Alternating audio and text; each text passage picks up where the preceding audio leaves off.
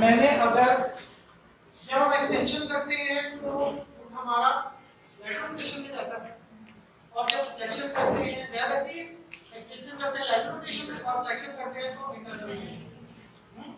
तो ये जो लेटरल रोटेशन में फुट जा रहा है ये भी इंटरनल रोटेशन में जा रहा है, उसके लिए आपको ये देखना है कि आपने अगर एक्सटेंशन करनी है तो I will rotate the tibia laterally, और यहां आके मैंने चूंकि एक्सटेंशन ही मूव करनी है कि इंटरनल रोटेशन चलेगा, और फिर मैंने और प्रेशर देना है इधर बैक का सपोर्ट सेकंड चाहिए मुझे, मैं अकेला सारा कुछ नहीं कर सकता।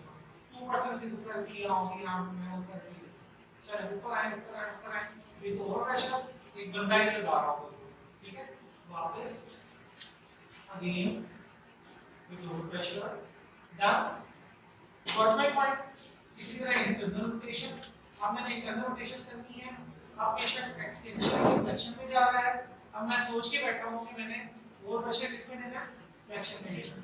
सो वी आर द पर्सन जिन्होंने इस चीज को मॉडिफाई करना है। गॉट माय पॉइंट, कोई कंफ्यूजन यहां तक?